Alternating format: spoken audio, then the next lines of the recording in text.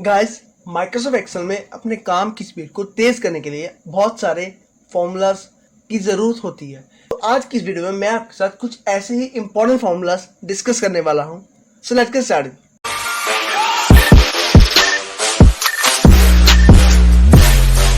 सबसे पहला जो फंक्शन है उसका नाम है सम फंक्शन।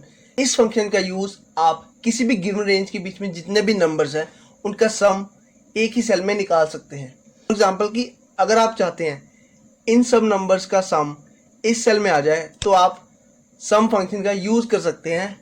उसका यूज करने के लिए आपको सबसे पहले इक्वल्स टू लिखना होगा, उसके बाद कैपिटल लेटर्स में आप सम लिखें और उसके बाद आप इन नंबर्स को सिलेक्ट कर लें। सिलेक्ट करने के बाद आप एंटर की प्रेस कर दें तो उस गिवन रेंज में जितने भी नंबर्स होंगे उनका सम इस सेल में कैलकुलेट होकर आ जाएगा।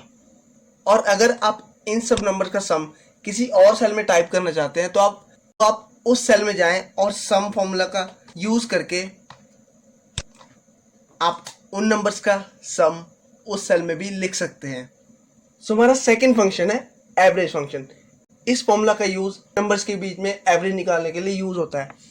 फॉर एग्जांपल कि अगर आप इन सब नंबर्स का एवरेज चाहते हैं तो आप जिस सेल में उसकी एवरेज लिखना चाहते हैं वहां पर जाकर सबसे पहले आप इक्वल्स टू टाइप करें और उसके बाद कैपिटल लेटर्स में एवरेज लिख दें और फिर ब्रैकेट स्टार्ट करें और उसके बाद आप उन नंबर्स को सिलेक्ट कर लें।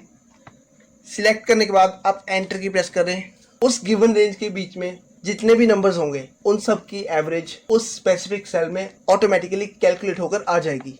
सो थर्ड फंक्शन है काउंट फंक्शन।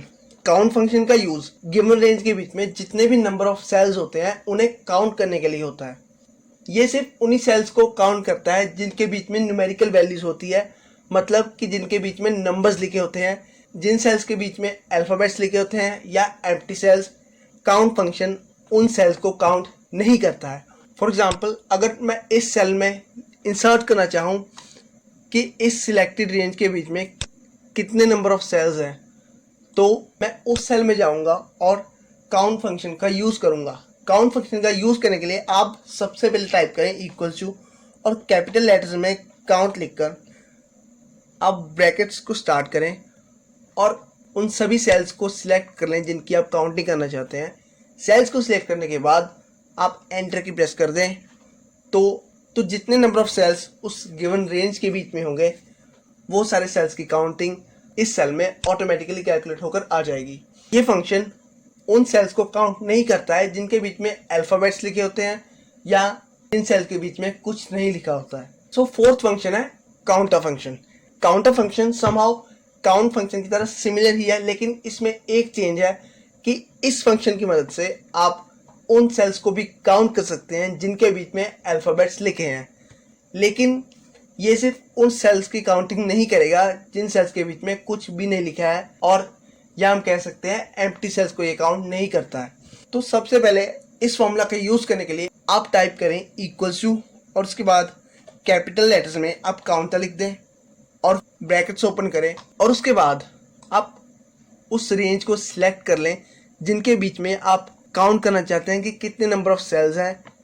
सिलेक्ट करने के बाद आप एंटर की प्रेस कर दें।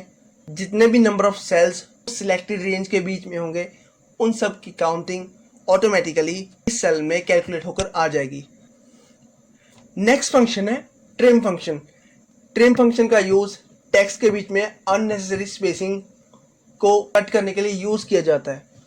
ट्रिम फंक्शन एक टाइम पर एक ही सेल पर वर्क करता है, ये बाकी फंक्शंस की तरह मल्टीपल सेल्स पर काम नहीं करता है।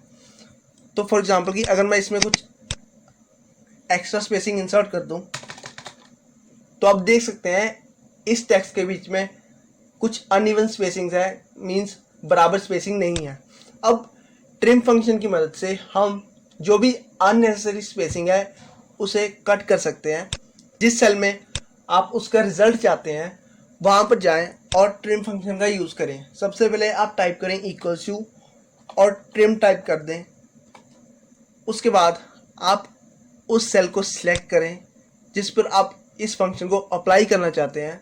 सिलेक्ट करने के बाद आप एंटर की प्रेस कर दें तो आप देख सकते हैं गाइस, जो इस टेक्स्ट में अननेसेसरी स्पेसिंग है, ट्रिम फंक्शन की मदद से इस सेल में वो स्पेसिंग कट हो गई है।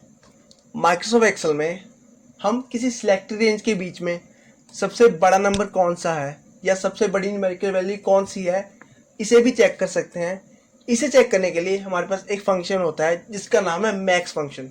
फॉर एग्जांपल, अगर आप चाहते हैं कि इन नंबर्स के बीच में ये चेक करना है कि सबसे बड़ी न्यूमेरिकल वैल्यू या सबसे बड़ा नंबर कौन सा है, तो जिस सेल में आप सबसे बड़ी न्यूमेरिकल वैल्यू इंसर्ट करना चाहते हैं वहां पर जाएं और मैक्स फंक्शन का यूज़ करें।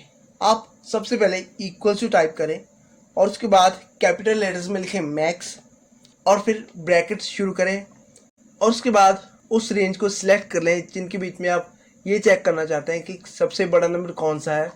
सिलेक्ट करने के बाद आप एंटर की प्रेस कर दें तो आप देख सकते हैं गाइस, इस रेंज के बीच में जो सबसे बड़ा नंबर है वो मैक्स फंक्शन की मदद से इस सेल में इंसर्ट हो गया है।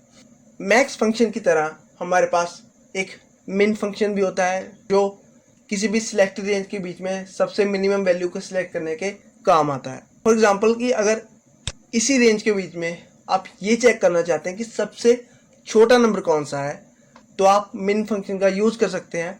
इस फंक्शन का यूज़ करने के लिए आप सबसे पहले टाइप करें इक्वल टू और उसके बाद कैपिटल लेटर्स में लिखें मिन और फिर ब्रैकेट स्टार्ट करके और उसके बाद आप उस रेंज को सिलेक्ट कर लें जिसके बीच में आप मिनिमम वैल्यू को ढूंढना चाहते हैं। सिलेक्ट करने के बाद आप एंटर की प्रेस कर दें तो सिलेक्टेड रेंज के बीच में जो भी सबसे छोटी वैल्यू होगी वो मिन फंक्शन की मदद से आपके सामने आ जाएगी। सो गाइस, अगर आपकी वीडियो पसंद आई तो प्लीज़ इस वीडियो को लाइक कर देना और मेरे चैनल को सब्सक्राइब ज़रूर कर देना। Thank you so much for watching the video and I will see you next time.